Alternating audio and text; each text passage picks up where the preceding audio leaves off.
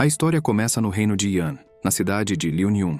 Lá estava muito agitado, pois no pavilhão dos 10.000 tesouros estava acontecendo um leilão. As pessoas no leilão comentam que souberam que os itens que estão sendo leiloados são técnicas de artes marciais da Terra Sagrada dos 5 elementos. Um cara pergunta ao outro se isso realmente é verdade, pois um tesouro desses, de uma das 10 terras sagradas da raça humana, mesmo que seja de rank amarelo, ainda é poderoso o suficiente para derrotar os praticantes da cidade de Liuyun. Ele quer muito pegar essa técnica. O de vermelho fala que, se não estiver enganado, aquela pessoa lá em cima é o filho de uma mulher rica e famosa da família Lin, da cidade de Liuyun. O cara até pergunta ao de azul como ele vai disputar com o riquinho. O riquinho se chama Lin Yunka. Ele é o filho mais novo da família Lin. Ele fala que não tem ninguém corajoso o bastante para tirar algo dele deste leilão. Até que então a apresentadora entra no palco. Ela diz que o leilão dos tesouros vai começar agora. Essa cremosa se chama Nalan, a gerente do pavilhão. Ela apresenta o primeiro tesouro, uma técnica de rank amarelo superior,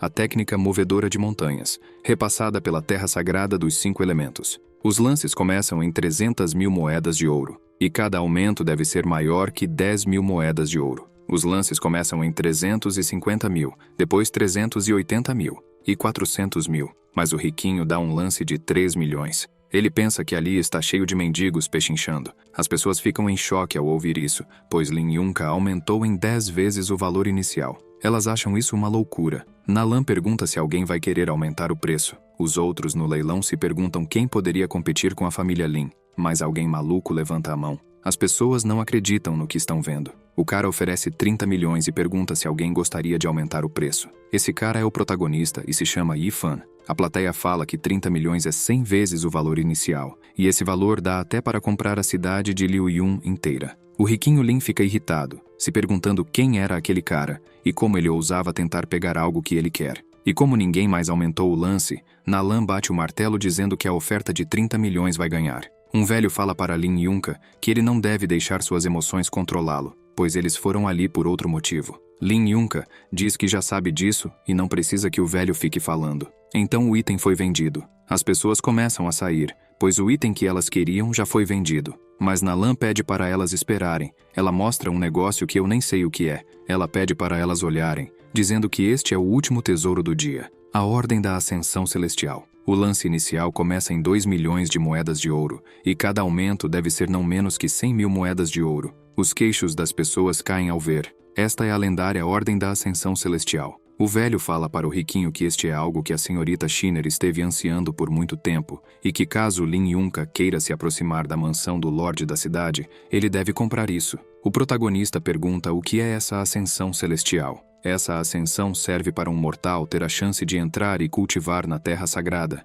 É algo mais difícil do que ascender aos céus. Para usar, tem que ter menos de 20 anos de idade e ter as qualificações e nível de cultivo certos, e assim deve passar no teste de entrada. Essa ordem da Ascensão Celestial foi dada pelos anciões da Terra Sagrada quando eles estavam viajando pelo mundo secular, e pode isentar todas as outras condições, permitindo que alguém entre diretamente na Terra Sagrada para cultivo. Yifan pensa que isso é equivalente ao passe livre desse mundo. O riquinho se pergunta se o cara dos 30 milhões gastou tudo que tinha, e nem sabe o que é a Ordem da Ascensão Celestial. Lin Yunka pensa que aquele cara deve ser um caipira que fez uma fortuna da noite para o dia e está querendo ser reconhecido ali no leilão. Yunka fala que já foi gentil uma vez e deixou o protagonista se exibir, mas desta vez ele não vai deixar. Yunka levanta a mão para oferecer 5 milhões, mas antes de falar, Yifan oferece 100 milhões de moedas. Todo mundo fica em choque com o valor e pergunta se é verdade. Ele fala que o lance dele é de 100 milhões.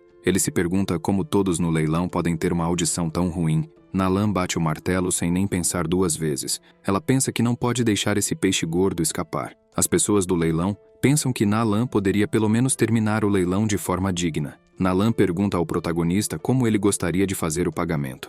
Ela não aceita promessa de crédito nem pagamentos parcelados. O protagonista chama-a e fala que como a quantia de dinheiro é grande, ele terá que incomodar o dono para arranjar uma sala privada. O riquinho pede para o velho investigar Yifan. Yifan já está dentro da sala privada. Nalan fala que ele pode levar o tempo que precisar, pois sua equipe vai estar esperando ali fora o tempo todo. O protagonista suspira e fala que agora que está sozinho, ele tira o anel e o joga para cima. O anel brilha e o manda para outro lugar, aparentemente sua casa na vida real. Ele fala que é hora de estocar os produtos adequadamente. E Yifan começa a explicar que ele possui a habilidade de viajar entre dois mundos. Ele vê uns vegetais ali e fala que tudo começou quando ele acidentalmente cortou seu dedo enquanto cozinhava em sua casa, e o sangue por acaso pingou numa relíquia de sua família. E quando ele percebeu, estava em outro mundo. Um mundo de fantasia onde o forte voa pelo céu, enquanto o fraco apenas os observava de chão. Mas o que é mais incrível nessa história é sobre o repolho que Yifan estava segurando.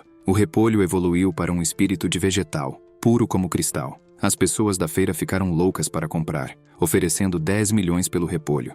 O protagonista ficou cheio de dinheiro, e a primeira fortuna de sua vida ele fez vendendo repolho, atingindo 8 dígitos. Depois de um mês indo e voltando, o protagonista gradualmente entendeu a situação desse mundo. Este mundo é dividido em 5 regiões principais: Rio Oriental, Deserto do Sul, Mar Ocidental, Planícies do Norte e Região Central. Outras regiões, como as cavernas do demônio ancestral, a tumba imortal e a caverna celestial das ruínas espirituais, existem independentemente. O Deserto do Sul e o Mar Ocidental são terras ocupadas pelas raças demoníacas, assim como a caverna do demônio ancestral. O Rio Oriental, a região central e as planícies do norte são ocupadas pela raça humana. As 3 raças, sendo elas os humanos, bestiais e demônios, estiveram em constante conflito nos últimos séculos, e agora estão mantendo uma fachada de coexistência pacífica. Entre a raça humana, diferentemente das pessoas comuns, os artistas marciais são extremamente respeitados. Dependendo do nível de cultivação e da capacidade de transformar a energia espiritual deles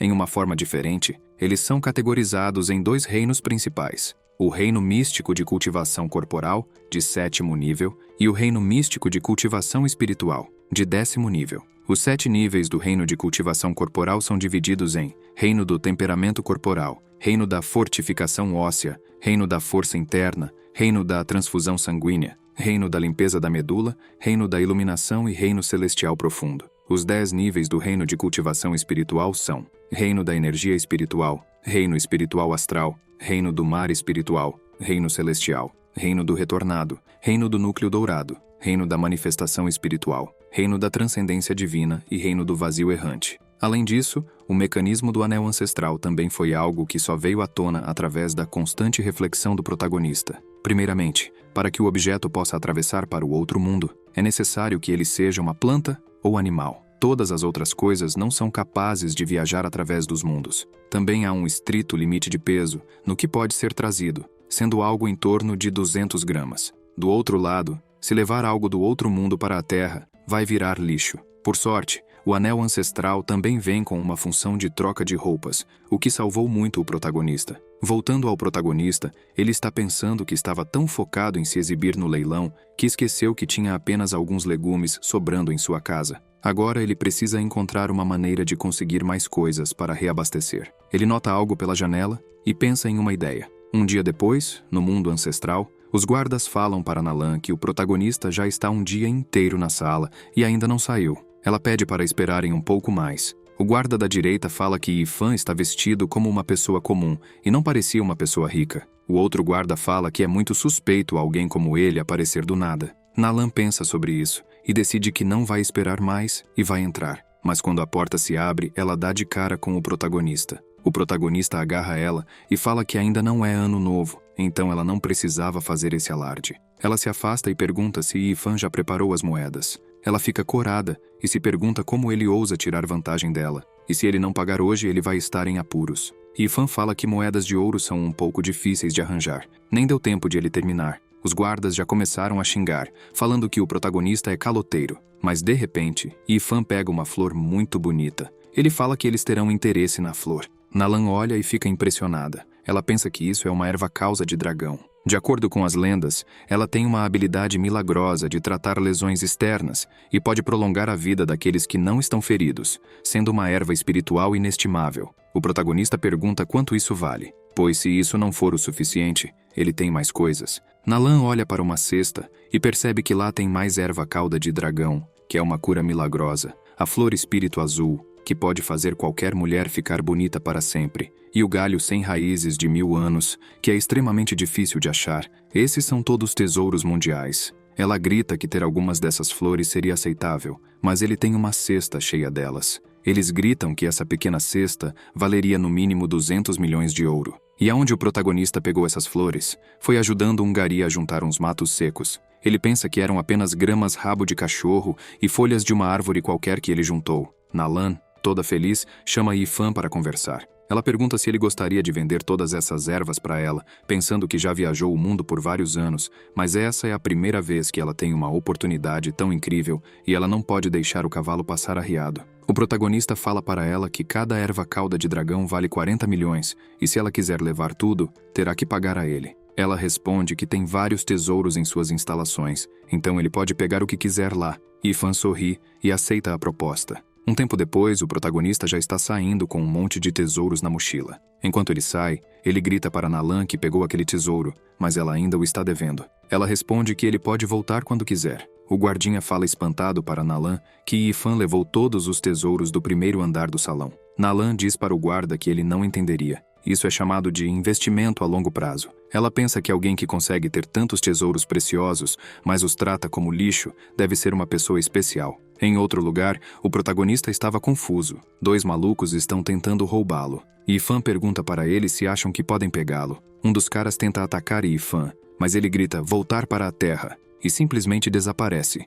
O ladrão fica sem entender nada. Já na terra, o protagonista pensa que deu sorte, pois ele não tinha viajado hoje ainda. Ele percebe que não é uma surpresa que no outro mundo seja comum as pessoas matarem umas às outras para roubar. Para quem não entendeu, o anel ancestral permite viajar uma vez por dia para o outro mundo. O protagonista pega o livro e percebe que não levou quase nada em conta. Ele nem pensou em usar uma máscara quando estava chamando atenção no leilão, e provavelmente terá mais situações problemáticas no futuro. Por isso, ele tem que aprender artes marciais para se proteger. Na verdade, o protagonista já tentou cultivar antes, mas as técnicas de artes marciais do mundo ancestral são tão difíceis de compreender que ele nem sabe por onde começar. Ele abre o livro e nota algo, percebendo que a técnica de artes marciais inesperadamente ficou simples de entender. Yifan entende que, se ele trouxer as artes marciais para a Terra, elas vão ser bem fáceis de aprender. Ele pretende se tornar o mestre supremo das artes marciais.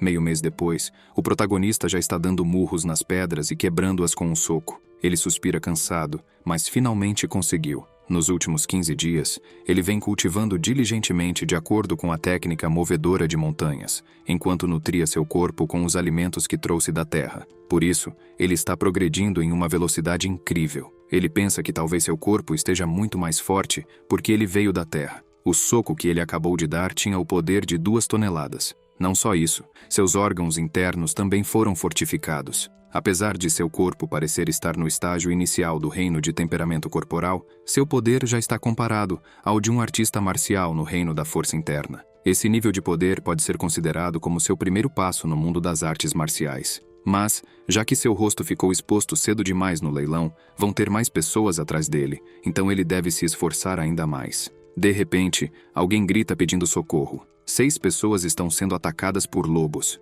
Yifan, ali em cima da árvore, avista eles. Ele vê que os lobos são casca grossa. O lobo ataca uma das pessoas, mas nem dá tempo. Ele já toma um murro. O lobo afunda no chão sem entender nada. As pessoas olham para o protagonista sem entender também. Os lobos ficam com raiva, mas o protagonista acha uma boa hora para eles aparecerem. Agora ele pode testar suas técnicas. Os lobos atacam, e o protagonista se prepara e solta um furacão insano, jogando os lobos longe. Pronto, o problema foi resolvido.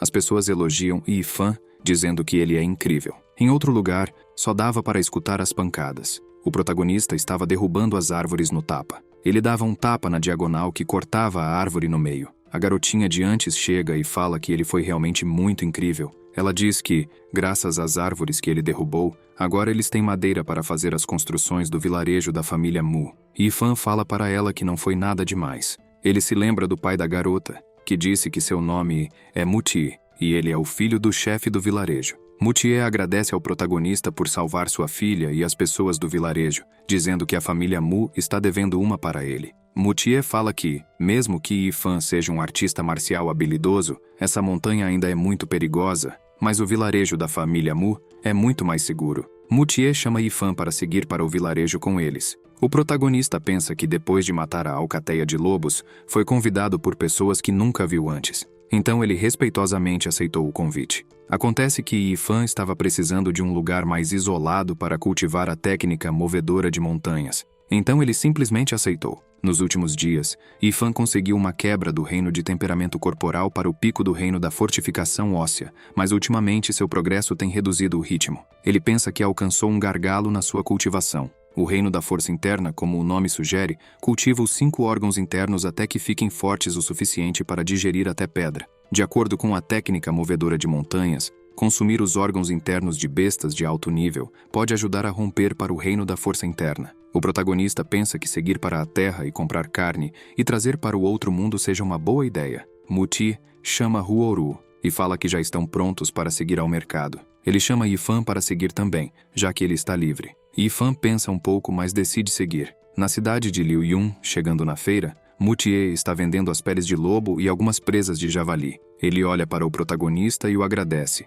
pois, graças a ele, Mutie conseguiu vender todas as peles de lobo. O protagonista fala que não foi nada. Huoru chama Yifan para seguir comprar abóboras cristalizadas. O protagonista fala que assim que Muti terminar de embalar tudo, eles já vão. Mas Muti diz que os dois podem seguir na frente. Huoru sai toda feliz, mas o protagonista fica perplexo com a falta de cuidado de Mutie com sua filha. A garotinha fica ali falando que nem índio, tudo em terceira pessoa. Mas o protagonista entende que ela está elogiando ele. Ele a chama para seguir embora para não preocupar o pai dela, mas logo à frente estava havendo uma confusão. Huoru percebe que era onde o pai dela estava indo. O protagonista pede para as pessoas saírem da frente, e quando Huoru olha, ela começa a chorar. Várias pessoas estavam acuando o pai e os outros do vilarejo Mu. Ela vê seu pai e seu tio sendo chutados. Ela sai correndo perguntando por que estavam batendo neles. Seu pai gritava para ela não seguir ali, mas um maluco já chega tentando chutar Huoru. Mas o protagonista intervém e segura o pé do cara.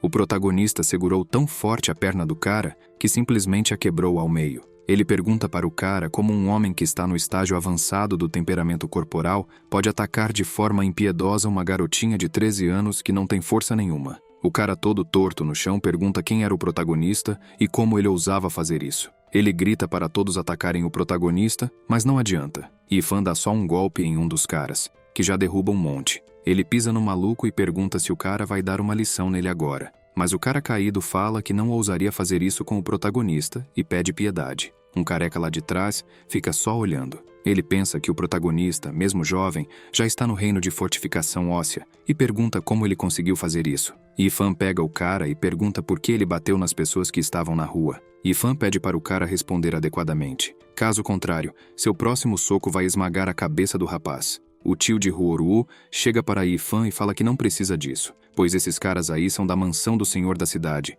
e não podem se dar ao luxo de mexer com eles. O protagonista olha para Yan e pergunta o que exatamente aconteceu. Enquanto isso, Huoru perguntava para seu tio se a perna dele estava bem. De repente o careca chega. Ele se chama Zhou Heng e é o chefe dos guardas da mansão do lorde da cidade. Ele fala que vai responder ao protagonista. O careca diz que Yan esbarrou na carruagem da jovem senhorita, e por isso ele deveria ter suas pernas pisoteadas por cavalos. E ainda assim, teve a ousadia de discutir com a jovem senhorita. Lá de trás, um cara grita que foi a carruagem que perdeu o controle e acertou Yan. Eles até foram perguntar o que tinha acontecido, mas começaram a bater nele sem motivo. Muti segura Li e pede para ele ficar quieto, pois o que aconteceu foi culpa deles mesmos. Muti se ajoelha no chão e assume que o erro foi deles. Ele pede para que a jovem senhorita os perdoe, já que a perna do seu irmão foi quebrada. O protagonista fica pensando que essa garota é a filha mais velha do lorde da cidade. Desde os tempos antigos, as pessoas não ousavam brigar com a nobreza.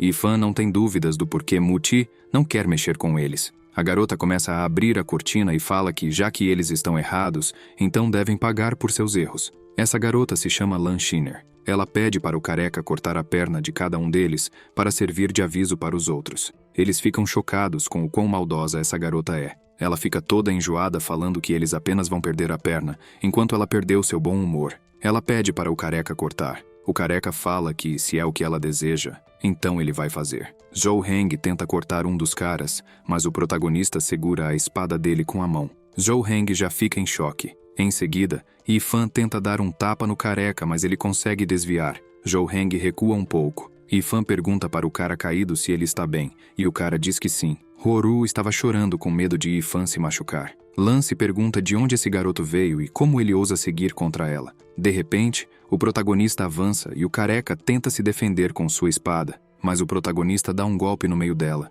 e a quebra sem dificuldades. O careca se pergunta como esse garoto quebrou sua espada com um único golpe. Ele pensa que o protagonista é muito poderoso. Sem dar tempo, o protagonista vem com outro soco. O careca tenta se proteger com os braços, mas mesmo assim leva o ataque. O protagonista percebe que não derrubou o careca. O careca diz que aquela armadura foi dada a ele como recompensa pelo lorde da cidade. Ela é invulnerável contra lanças e espadas, e não importa o quão forte o protagonista é, ele não será capaz de quebrá-la. Mas o protagonista dá outro soco no careca, que quebra sua postura e o joga longe. Os outros vão até o careca para ver como ele estava. Os cidadãos que estavam assistindo falam que hoje era um bom dia para quem enxerga bem. A garota ao lado dele diz para ele falar baixo, senão vai sobrar para ele. De repente, o careca se levanta furioso. Ele usa uma habilidade de fortificação chamada Liberação de Ki Sangrento. O protagonista se preocupa com isso. O careca usa outra habilidade chamada Punho do Tigre Furioso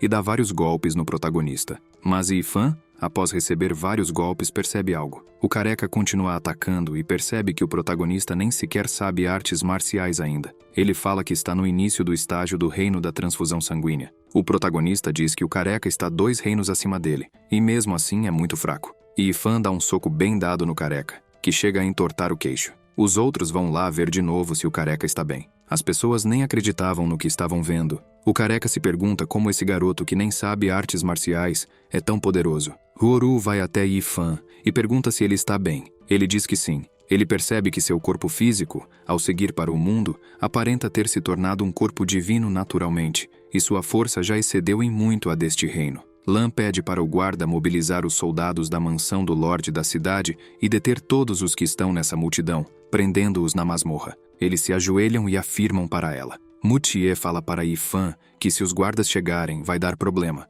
pois até hoje não houve uma pessoa que saiu da masmorra inteira. Mas a senhorita Nalan chega de repente. Ela diz que parece que a senhorita Lan realmente possui muito poder e autoridade. As pessoas olham para ela. Nalan continua dizendo que Lan atropela civis na rua, mata pessoas e abusa da autoridade. Ela pergunta para Lan se a dinastia Yan já mudou sua autoridade e se tornou da família Lan. Lan pergunta o que Nalan quer dizer com isso. Nalan responde que viu a senhorita Lan pisoteando civis nas ruas com seus próprios olhos. Ela vai até Yifan e se apresenta para ele. O protagonista pede para ela não ser tão formal. Huoru fica impressionada que eles se conhecem. Ela pensa que acabou de ouvir que essa bela mulher é a dona do pavilhão dos 10.000 tesouros e que eles são considerados a maior instituição de mercadores na cidade de Liuyun. Ela até se pergunta como Yifan conhece ela. Lan diz que não esperava que Nalan seria apegada a um bando de ralé. Nalan diz que as pessoas comuns são a fundação desse país e a senhorita Lan, como a lady mais velha da cidade de Liuyun,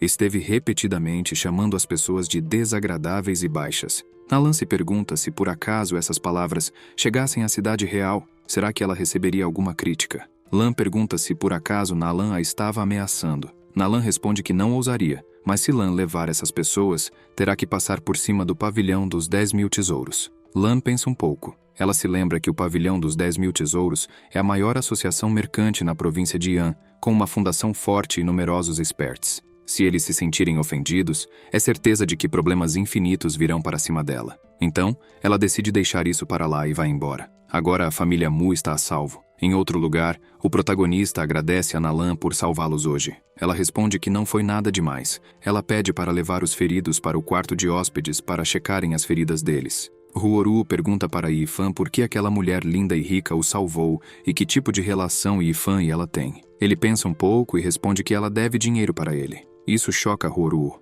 Um tempo depois, o protagonista e Nalan estão tomando um chá. Ela o parabeniza por conseguir chegar ao reino do fortalecimento de ossos. Ela fala que na história da cidade de Liuyun, nunca houve uma pessoa que avançou para esse reino tão jovem quanto Yifan. Ele pede para ela parar com a bobagem, pois se ela não tivesse ido resgatá-lo hoje, ele poderia não ter conseguido levar tantas pessoas com ele de forma fácil e segura. Nalan fala que está curiosa sobre algo. Já que Yifan é capaz de casualmente pegar tantas ervas cauda de dragão, como ele foi parar ali se escondendo na cidade com um grupo de aldeões? Ele abaixa a cabeça e alerta que o que ela deve saber naturalmente irá descobrir, e o que ela não deve saber, nem deve se preocupar em perguntar sobre. Ela fala que entendeu. O protagonista fala que, já que estão falando de ervas, ele acabou de se lembrar que Nalan está devendo para ele 3.100.000 moedas de ouro. Ele pergunta se ela já conseguiu reunir o dinheiro. Ela responde que ainda está com pouco orçamento. Nalan já começa a puxar o saco dele. Ela fala que eles do pavilhão recentemente receberam uma boa quantidade de itens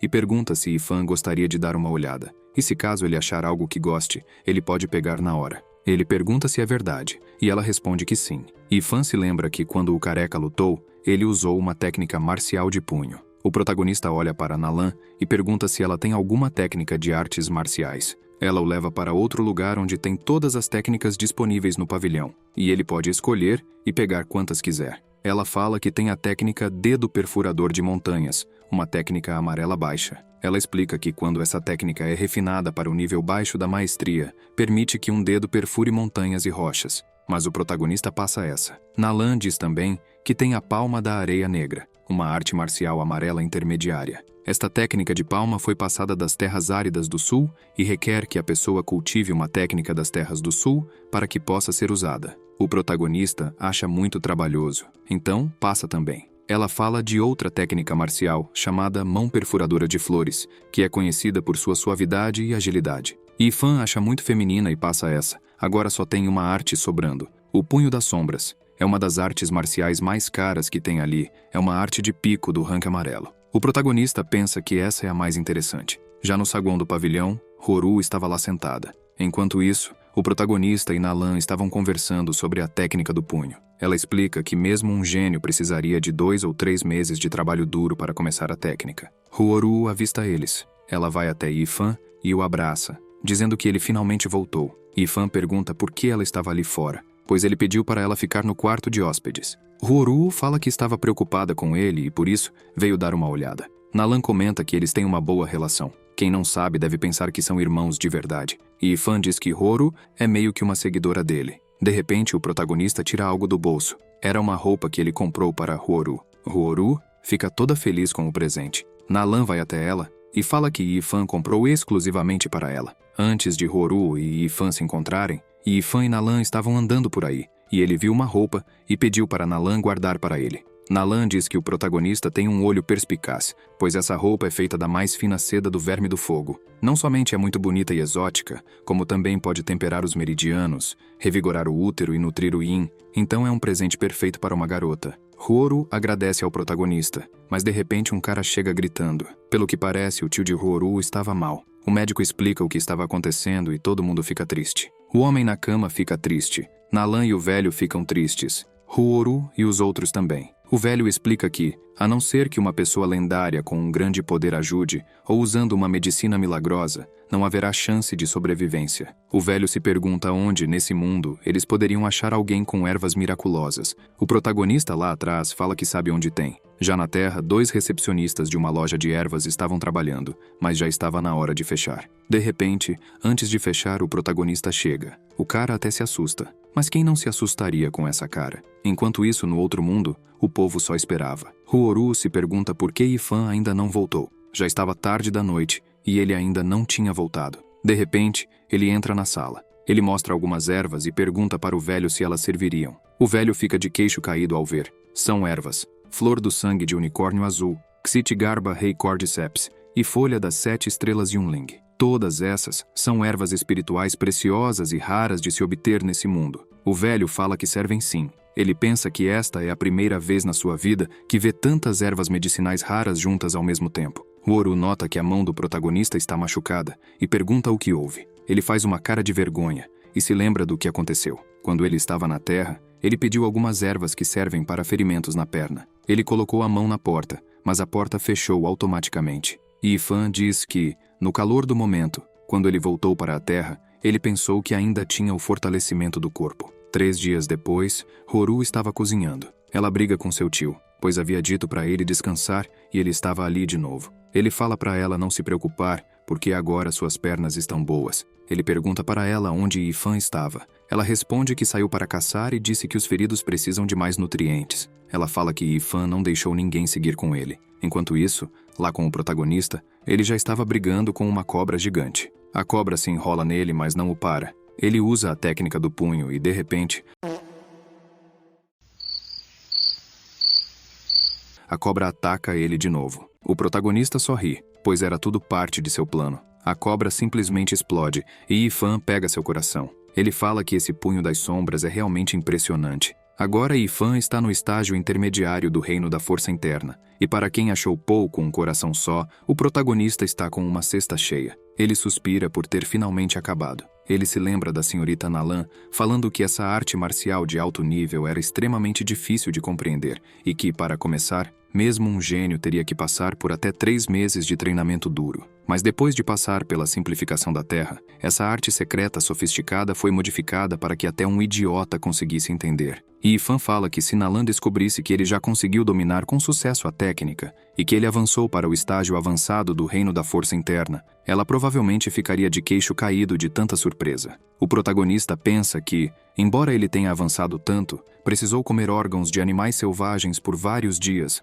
e o gosto ele nunca vai esquecer. Ele se lembra de Huoru trazendo um prato de comida para ele com fígado de porco, moela de galinha, intestino de pato, flor lombar e sopa de vesícula biliar de cobra. O protagonista pretende pegar mais alguns animais para dar ao Yan uma refeição nutritiva e também levar algumas frutas que Huoru gosta, mas de repente algumas flechas vêm em sua direção. Ele percebe e consegue desviar. Yifan pede para quem estiver ali parar de se esconder. Algumas pessoas mascaradas saltam das árvores e o cercam. Eles perguntam como o protagonista percebeu eles. Yifan pergunta se a senhorita Lan os mandou ali, mas o cara fala que ele não precisa saber disso. Todos avançam para atacar o protagonista. Ele só desvia e vai descobrindo qual o nível dos caras mascarados. O primeiro está no estágio avançado da força interna. Outros 2 estão no estágio inicial da força interna. O protagonista dá uma rasteira nos outros 3 e vê que eles estão no estágio de forjamento de ossos. Ele se prepara e fala que já é tarde, e Huoru deve estar ficando ansiosa.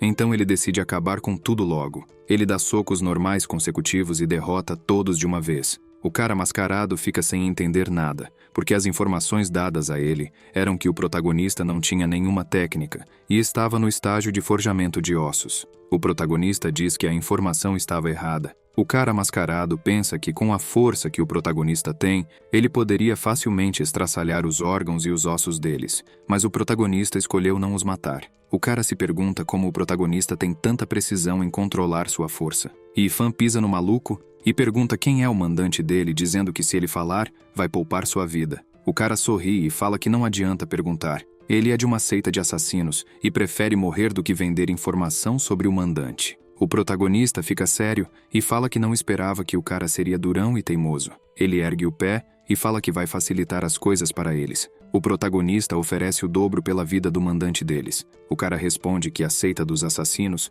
só tem profissionais e eles não vão cair em um suborno qualquer. O protagonista mostra um negócio brilhante e pergunta se eles têm certeza disso. Eles dizem que, a não ser que o preço oferecido seja irrecusável, não vão aceitar. Os caras se ajoelham e falam para o protagonista não se preocupar. Os assassinos da seita garantem que nenhum outro assassino na cidade de Liuyun vai ousar aceitar qualquer ordem contra a cabeça do protagonista. E sobre o mandante, Yifan vai ter que esperar a missão ser completada para saber. Yifan pensa que não importa quem o mandante seja, se quer matá-lo, vai provar do seu próprio veneno. Yifan decide que precisa encontrar uma forma de comprar mais técnicas de artes marciais. No mínimo, ele tem que avançar para o reino da transfusão sanguínea, para que possa caminhar livremente e sem medo na cidade de Liuyun. No dia seguinte, Lan e Yunka estavam andando pela cidade. Ela estava falando mal de Nalan, dizendo que Nalan criou ressentimento contra ela por causa de alguns camponeses. Yunka tenta acalmá-la, pedindo para ela não ficar com raiva de Nalan.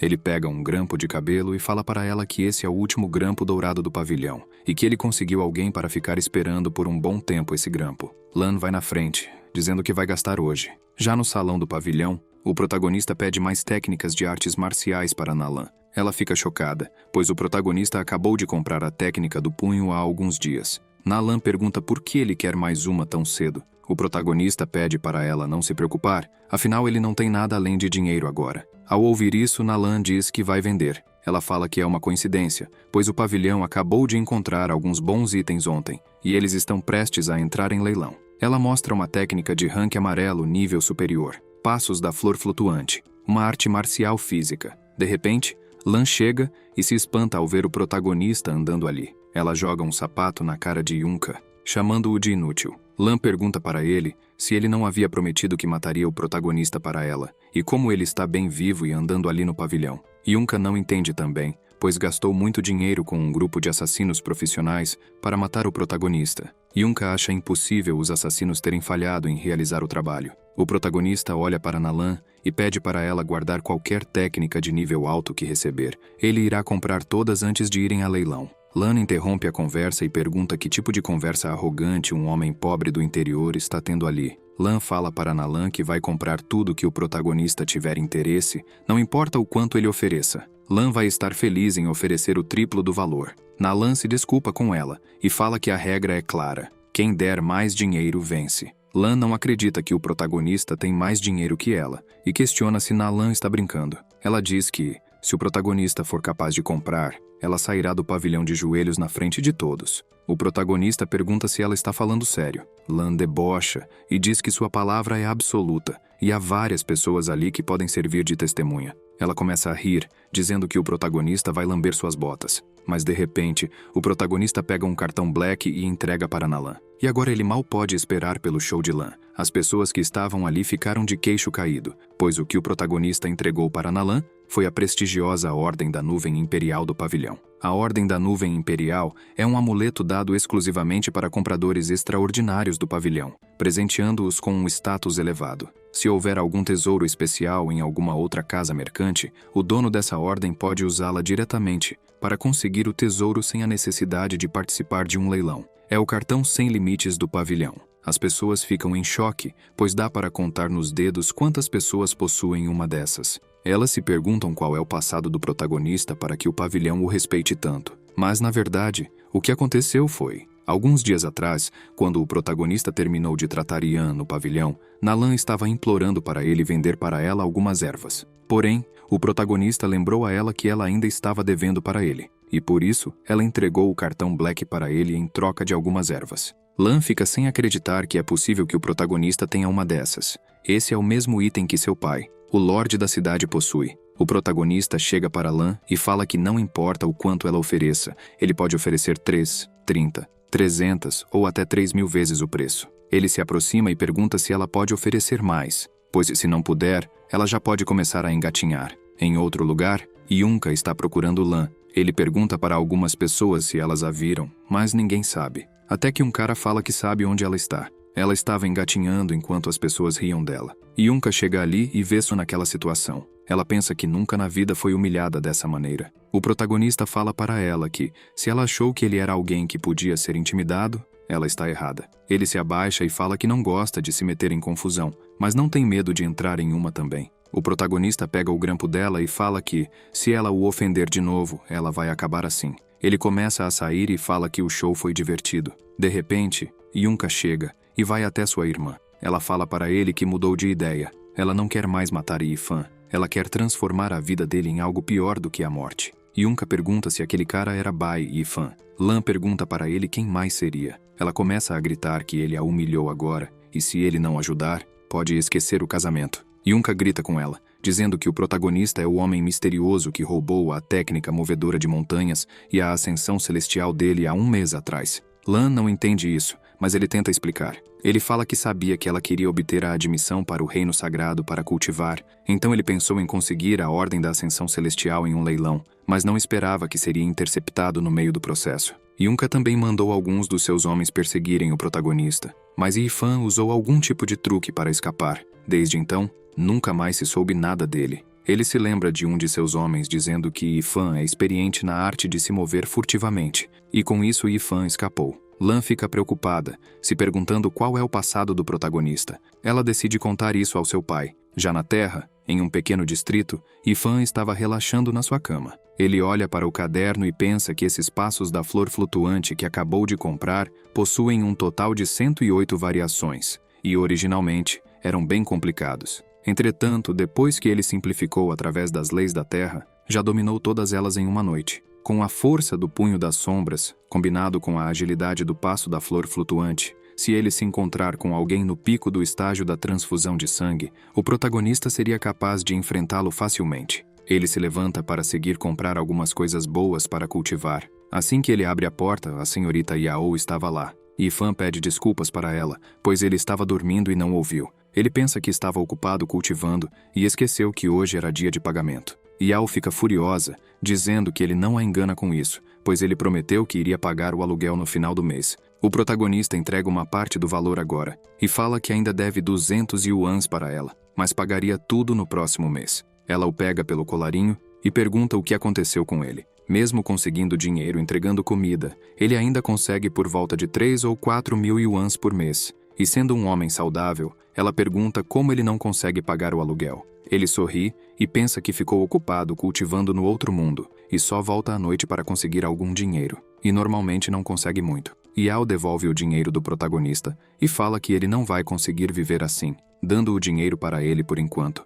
mas avisando para pagar tudo no próximo mês. Yifan agradece a ela por isso. Um tempo depois, Yifan estava andando com sua moto para fazer entregas. Ele está deprimido, pois no outro mundo ele pode comer e beber sem se preocupar com o dinheiro. Mas assim que volta para a Terra, ele retorna à sua condição atual. Ele pensa em arriscar sua vida para ganhar dinheiro com o seguro de vida, mas pensa que isso pode ser crime. De repente, seu celular toca. Ele atende e era seu pai. Ele pergunta por que seu pai estava ligando, mas a notícia não parece ter sido boa. Um tempo depois, no hospital, a mãe do protagonista sofreu um acidente. Seu pai fala que o motorista bêbado foi pego pela polícia, mas ele não tem seguro. Seu pai começa a chorar, dizendo que já hipotecou a casa para o banco e conseguiu um dinheiro com amigos e parentes. Mas o custo do próximo tratamento é de 300 mil yuans e não há garantia de que ela vai acordar. Seu pai pede desculpas para ele e fala que deixou o protagonista na mão. O protagonista vai até seu pai e fala para ele não dizer isso,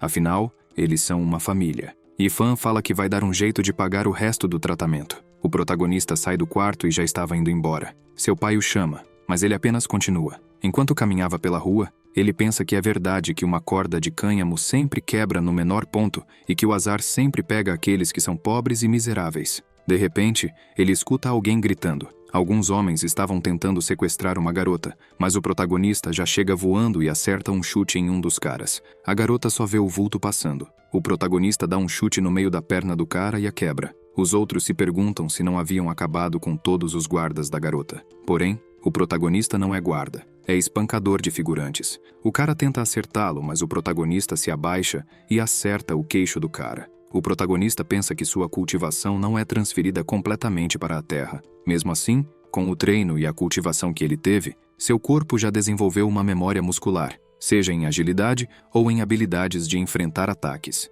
O protagonista fala para eles que são devagar demais. O que sobrou em pé se pergunta como o protagonista acabou com 7 deles em menos de 3 minutos. Mas num instante, o protagonista está na frente dele e dá um golpe só no rapaz. O cara nem tentou lutar contra o protagonista. Ele sabe que é impossível vencer. Com isso, só sobrou a garota ali no meio. O protagonista vira para ela e fala para ela seguir embora logo. Ela pede para o protagonista levá-la para sua casa, mas ele se desculpa e diz que tem que entregar um takeaway. Se ele demorar muito, vão descontar o dinheiro do seu pagamento. Ele até se oferece para chamar a polícia se a garota estiver com medo, mas a garota diz que vai pagar 1 milhão para ele se ele a levar de volta para casa. O protagonista joga a camisa fora e pergunta onde ela mora. Um tempo depois, o protagonista chega na vila da família Tang. A garota avisa ao protagonista que só vai avisar sua família que está bem. Lá dentro, alguém estava gritando, perguntando o que eles estavam fazendo. Uma mulher estava brigando com alguns seguranças, dizendo que se algo acontecer com Rong, ela mesma vai matar todos eles. Todos dizem que vão encontrar a segunda senhorita. Rong grita lá no fundo, e sua irmã se vira para olhar. O protagonista chega cumprimentando a mulher, mas Rong estava toda chorosa. Ela pula em sua irmã e fala que não vai mais fugir. O protagonista, olhando aquilo, fica feliz de tudo estar bem. Logo após isso, os 3 estavam tomando um chá enquanto conversavam. A mulher fala para o protagonista que soube do que aconteceu e que está muito grata por ele salvar a vida de sua irmã. Ela diz que gostaria de fazer um banquete para ele, mas o protagonista pede para ela não ser tão formal e que um banquete não era necessário. Ele menciona que Rong havia prometido 1 milhão como recompensa, caso ele a trouxesse para casa. A mulher olha para ele e pergunta se ela realmente disse isso para ele. O protagonista cai na real e fala que ela pode esquecer isso. Ele pensa que é verdade que dinheiro não dá em árvores e que deve esquecer isso, pois foi apenas um caso de lutar por justiça, e ele não esperava ser recompensado de qualquer forma. Mas de repente, a mulher começa a bater em Rong. perguntando se ela acha que a vida dela vale 1 milhão. Ela pergunta se Hong estava tentando se humilhar ou tentar desprezar a irmã que tem. A mulher fala que vai dar 100 milhões para o protagonista como um pequeno presente e que ele deve considerar isso como um símbolo de apreciação da família Tang. Quando o protagonista ouve ela dizer que é da família Tang, ele pergunta se é a família Tang que tem um valor no mercado de ações maior que 50 bilhões. Ela confirma e fala que esses 100 milhões ainda não são o suficiente para cobrir o que ele fez por Hong, e se precisar de algo no futuro, é só pedir. O protagonista fala que, nesse caso, eles não precisam esperar pelo futuro, pois tem algo que ele gostaria que ela fizesse por ele. 3 dias depois, no hospital da cidade de Hang, Yifan e Tang estavam conversando. Ela fala para ele não se preocupar, pois já resolveu tudo o que tinha pendente sobre isso. Ela chamou os 5 melhores especialistas nessa área para que pudessem trabalhar nesse procedimento cirúrgico, e em breve, a mãe do protagonista estará bem. Tang continua dizendo que entende o que o protagonista está sentindo nesse momento, pois seus parentes já se foram há um bom tempo, restando apenas sua irmã mais nova, e não importa o que aconteça, Tang não quer que nada aconteça com Hong. Yifan agradece e fala que, se no futuro ela precisar que ele faça algo por ela, é só pedir. Ela responde que, nesse caso, não precisam esperar pelo futuro. Ela pede para o protagonista treinar os guardas dela. De repente, todos aparecem atrás do protagonista, chamando-o de chefe. O protagonista se questiona se tem tempo para isso. Tang diz que, na verdade, não muito tempo atrás, ela mandou alguém para investigar as pessoas que atacaram Hong, e sua intuição estava correta. Descobriram que foram contratados por um dos seus rivais de negócios que queria utilizar sua irmã como forma de destruir o grupo Tang. Entretanto, uma coisa surpreendente para Tang é que esses lutadores profissionais com quem o protagonista lutou ainda estão deitados no hospital, incapazes de se recuperar, parecendo que ainda estão sofrendo de um choque mental causado pela luta.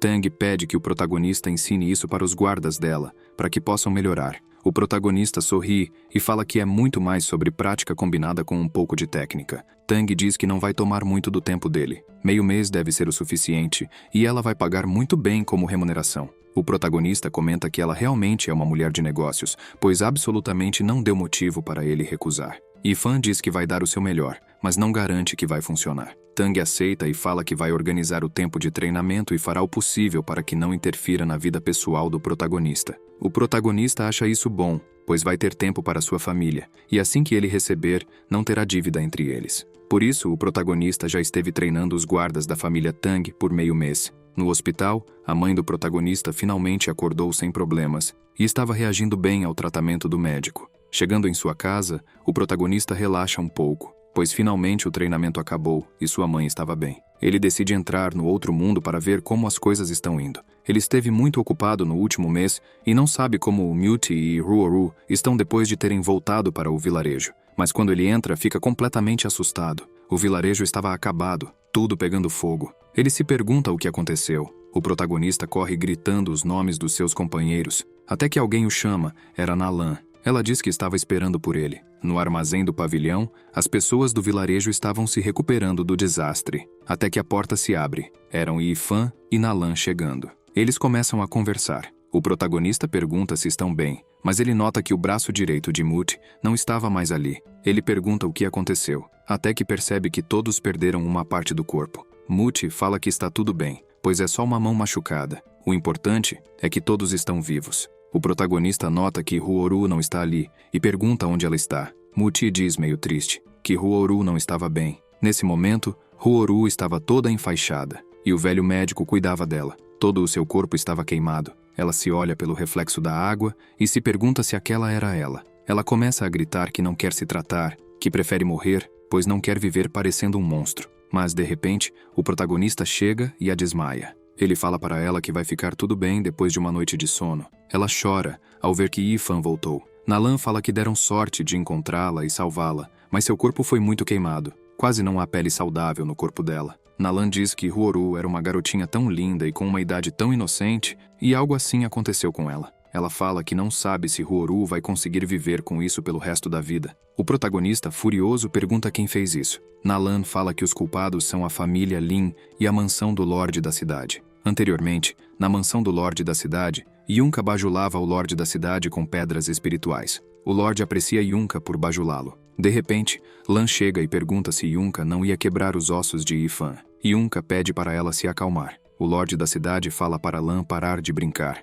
pois Yifan apareceu do nada, com uma força comparável à daqueles do Império. Ele ouviu de Kair que Yifan foi capaz de dominar um grupo de assassinos, e com isso, subordinaram-se a ele. Então, a força de Yifan é imprevisível. Ele fala que, se ela quiser capturá-lo, não pode ter pressa. Lan fica chateada com isso. Seu pai ri, pois lembra que ela foi humilhada no pavilhão. Ele fala que já conversou com Kair para levar os soldados e a cavalaria para massacrar o vilarejo da família Mu. Yunka fala que contou os corpos e percebeu que havia mais de 10 pessoas que não estavam lá no vilarejo. Ela não sabe exatamente onde essas pessoas estão. Pode ser que foram resgatadas por alguém. O Lorde fala para Yunka colocar cartazes de procurado na cidade e encontrar as pessoas que estão faltando, e Yifan também. Nalan termina de contar o que exatamente aconteceu. Ela fala que tem algumas conexões na cidade de Liuyun, e quando descobriu isso, mandou alguns homens para ajudar. Infelizmente, a família Lin foi mais rápida, e quando ela chegou lá, já era tarde demais. Eles começaram a ajudar todos aqueles que estavam vivos ainda.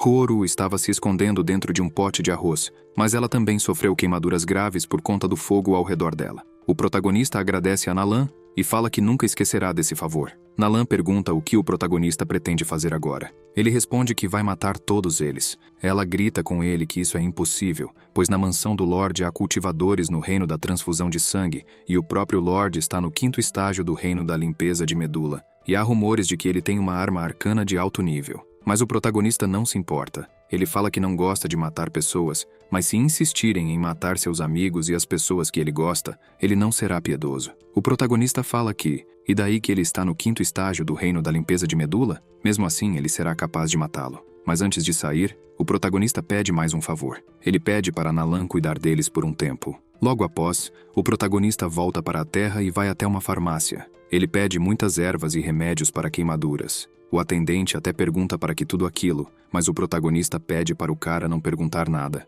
O protagonista começa a sair e o cara acha ele meio estranho. Já no aeroporto, o protagonista e seus pais estão lá. Seu pai pergunta se Yifan realmente não quer seguir com eles, mas Yifan começa a sair e fala para eles não se preocuparem com ele. Eles podem seguir para as Maldivas e também não precisam se preocupar com dinheiro, pois no cartão ainda tem $500 mil sobrando. A mãe dele tenta chamá-lo, mas o pai fala que agora Yifan já é adulto e tem seus próprios problemas para lidar. E como eles são a família dele, tem que dar suporte para Yifan e não podem ser um problema que impede ele de seguir em frente na vida. A noite chega e o telefone de Yao toca. Ela olha e se pergunta quem mandaria tantas mensagens a essa hora da noite. Ela vê que foi Yifan. Lá, ele diz que tem alguns problemas para resolver e não vai poder ficar ali por um bom tempo. Ele fala que já pagou o aluguel adiantado e transferiu diretamente para a conta dela, e é para ela considerar o resto do dinheiro como pagamento adiantado para qualquer aluguel no futuro. Ele agradece por tudo que ela fez por ele. Ela fica feliz por ele não ter interpretado mal, e também por ele finalmente ter arrumado um bom trabalho, já que pagou o aluguel adiantado. Mas quando ela abre a conta do banco, vê que a transferência foi de 100 mil. Ela se pergunta o que Yifan está fazendo para ganhar tudo isso. De volta no outro mundo, o protagonista chega com uma erva diferenciada e pergunta ao velho se vai funcionar.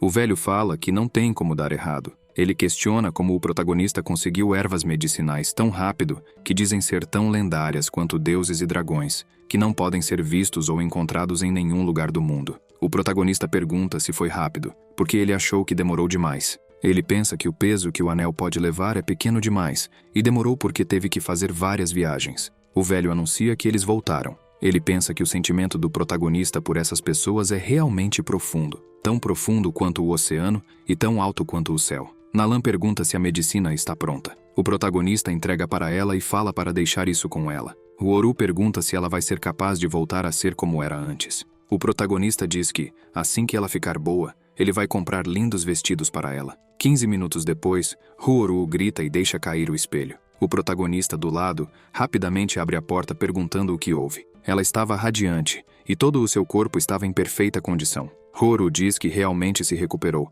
e parece que cresceu uns 6 anos de idade também. Ela pede desculpas por ter quebrado o espelho. Ele caiu de sua mão quando ela ficou surpresa. O velho fala que ficou preocupado com ela, pensando que algo ruim tinha acontecido. O protagonista vai até ela e diz que ela ficou mais bonita do que antes. Será que é a erva que deixa mais bonita, galera? Será que tem a erva que deixa a garota maior de idade também? Nalan não consegue acreditar que o protagonista anda por aí com tantas ervas consideradas tesouros mundiais. Ela se pergunta de onde exatamente ele vem. O protagonista vai até ela e diz que gostaria de dar essa flor rabo de dragão como símbolo da sua gratidão. Além disso, ele tem outro favor a pedir. Ele quer todas as artes marciais de nível alto que ela tem e também deseja escolher um lugar para treinar o mais rápido possível. Em outro lugar, na propriedade rural da montanha, o protagonista estava treinando lá. Ele está tomando sangue de besta de grau superior. Ele pega mais uma e diz que não é o bastante. Ele tem que melhorar mais. O protagonista ainda está um reino inteiro atrás do reino da limpeza de medula.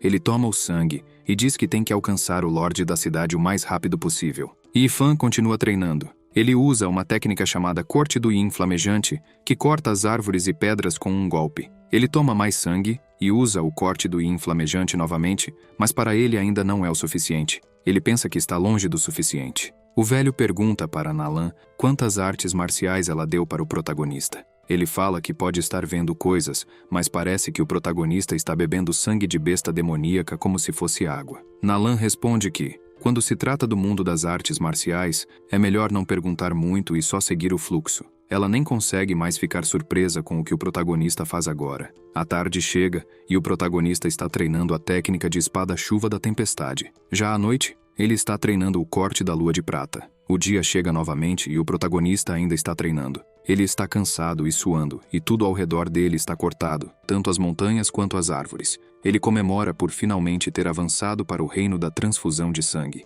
Bem, pessoal, esse é o fim do vídeo. Se você gostou, inscreva-se no canal, ative o sininho e curta o vídeo. Obrigado por assistir e até a próxima.